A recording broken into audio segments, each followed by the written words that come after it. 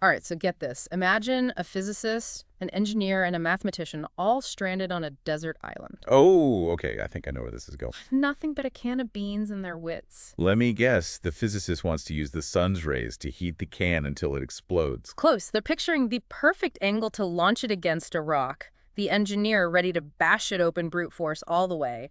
But the mathematician... They just chuckle and say, assume we have a can opener. Right, exactly. It speaks volumes about how differently these folks see the world, doesn't it? It really does. And speaking of seeing the world differently, today's deep dive takes us into the brilliant mind of Richard Feynman.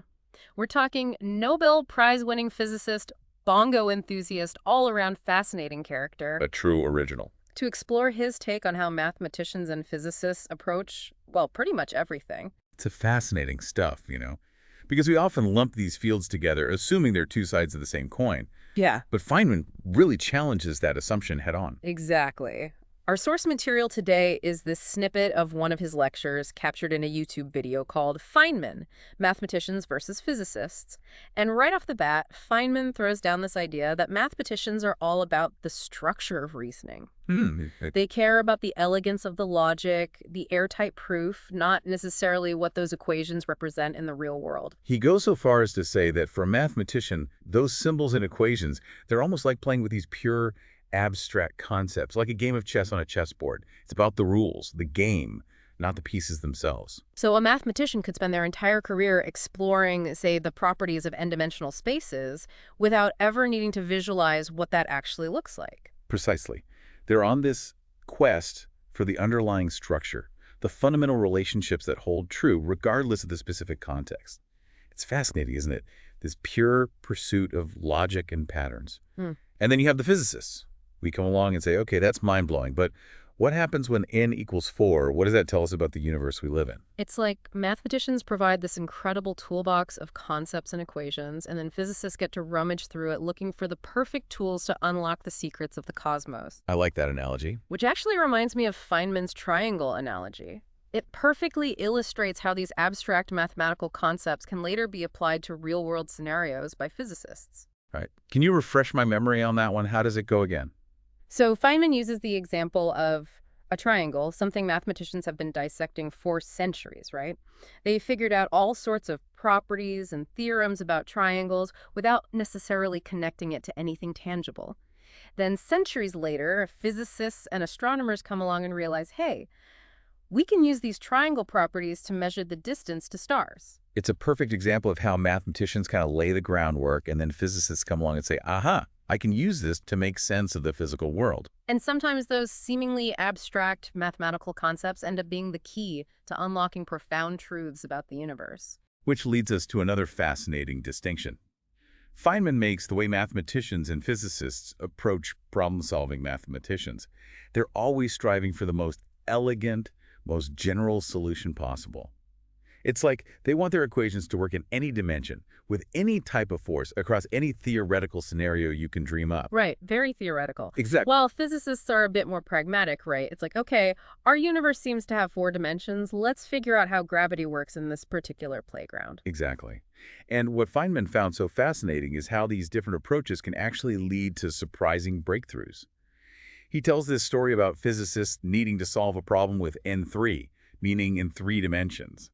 They wrestled with it, couldn't quite crack the code, and eventually had to go back to the mathematician's hat in hand. Only to discover that the mathematicians had already solved it. For a general n, like decades ago. It just goes to show that sometimes the pursuit of a general solution, while it might seem abstract at the time, can actually lead to a more elegant and ultimately more practical solution down the road. It's true. Who would have thought that searching for a universal answer could actually save you time in the long run? It's like having a master key that unlocks a whole universe of doors. But it's not always about finding the most general solution, is it? Right. That's the beauty of this interplay between mathematics and physics. Sometimes it's by getting your hands dirty, by grappling with a specific, messy, real-world problem that you stumble upon something truly groundbreaking. It's like that saying, necessity is the mother of invention. Sometimes those limitations spark a different kind of creativity. But regardless of whether you start with the general or the specific, both mathematicians and physicists need a healthy dose of intuition. right? Hmm. Which reminds me of another great point Feynman makes. He talks about this fascinating dance between intuition and rigor and how it plays out so differently in the minds of mathematicians and physicists. Absolutely. Physicists were constantly bumping up against the messy reality of the universe. We Yeah. run experiments, we make observations, and sometimes we just get this gut feeling about how things should behave. Just like that aha moment, that Exactly. spark of insight that doesn't necessarily come from equations or proofs, right? Yeah, exactly. Yeah. But here's the thing, mathematicians, they approach the world with this different kind of lens. They rely on what Feynman calls precise mathematical rigor. Every step in their reasoning, every conclusion they draw, it has to be built on this bedrock of axioms, proofs, logical deductions. There's not a lot of room for gut feelings in their world. It's like they're constructing this incredible cathedral of knowledge brick by logical brick, while physicists are off in the jungle hacking through the undergrowth, hoping to stumble upon a lost city. And you need both approaches to truly move our understanding forward, don't you think? Hmm. The physicist's intuition might get us to an answer faster. It might point us in a promising direction. But then the mathematician comes along and says, hold on, let's make sure this foundation is solid. Let's build this thing to last. It's like the difference between having a hunch and proving it beyond a shadow of a doubt. But this brings up an interesting question. How do mathematicians and physicists reconcile their different approaches when it comes to using models? Feynman had some pretty thought-provoking things to say about that, too. He did. He acknowledged that models can be incredibly useful, especially when you're trying to wrap your head around a complex concept or teaching it to someone else. Because they provide this simplified, tangible representation of something that might be invisible or difficult to grasp. Precisely. Think about the models we use to understand the atom, for example. Yeah. They're not a perfect representation of reality, but they give us a starting point, a way to visualize and interact with these incredibly tiny abstract entities. It's like using a map to navigate a new city. It might not show you every single detail, but it gives you enough information to find your way around. But then Feynman throws us a bit of a curveball. He argues that the most groundbreaking discoveries often transcend models altogether. He even uses Maxwell's equations for electromagnetism as a prime example. It's true. If you look at Maxwell's initial work, it's full of these elaborate mechanical models. He was trying to visualize these invisible forces using gears, wheels, all sorts of contractions. Like trying to build a working model of an atom out of Legos, I can only imagine what those models must have looked like. I know, right? But here's the fascinating part.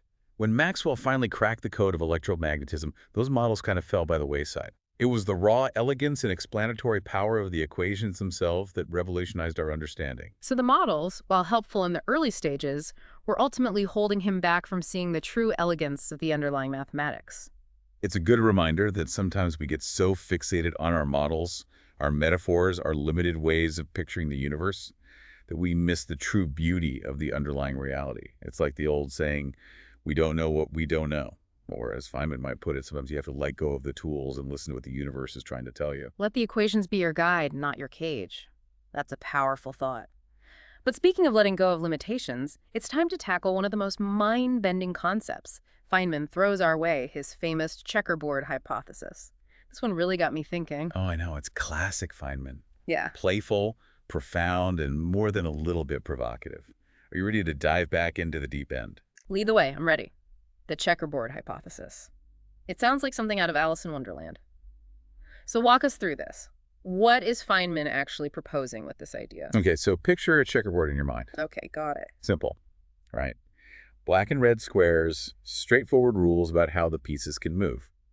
But from those simple rules, you get this incredible amount of complexity, strategy, even beauty in how the game unfolds. It's like they say sometimes the simplest rules can create the most complex systems. Exactly. And that's Feynman's point. Maybe, just maybe, the universe is kind of like that checkerboard. At the very foundation, maybe those fundamental laws of physics that we spent centuries grappling with, they're actually deceptively simple. So all the complexity we see around us, the forces, the particles, the interactions, it's all just an emergent property of something much more elegant and fundamental underneath. It's a mind-blowing thought, isn't it? It's like we're so caught up in the intricacies of the game itself that we've totally missed the elegance of the rules. We've missed the bigger picture. So it's like we're trying to understand how a computer works by just analyzing the pixels on the screen. That's a great analogy. And it makes you wonder, what would it mean for us, for our understanding of the universe and our place in it, if this checkerboard hypothesis turned out to be true? It's almost a humbling thought To think that the universe might operate on principles so elegant, so profound that they might always remain just beyond our grasp. It's like Feynman said, maybe nature is speaking a language, Hmm. the language of mathematics. And it's up to us to learn that language if we truly want to understand her secrets. So where does that leave us? Should we all just become mathematicians and call it a day? I think Feynman's message is a little bit bigger than that. It's about embracing the best of both worlds. It's about having the rigor of mathematics and the intuition of physics. It's about staying curious, questioning assumptions, and always being open to the possibility that the universe might be even weirder, more wondrous, and more elegant than we can possibly imagine. It's about listening to that whisper of the universe, whether it comes in the form of a gut feeling during an experiment or an elegant equation scribbled on a chalkboard. And you know what? Maybe one day, by learning to listen to that language, by embracing both the intuition of the physicist and the rigor of the mathematician, we'll unlock mysteries we can't even begin to fathom today. And there you have it, folks. Our deep dive into Richard Feynman's unique perspective on the relationship between mathematics and physics. It's not just about equations and theorems, is it? It's about how we approach the world, how we ask questions, and how we grapple with the biggest mysteries of the universe. It really is. So until next time, keep questioning, keep exploring, and as always, keep looking up.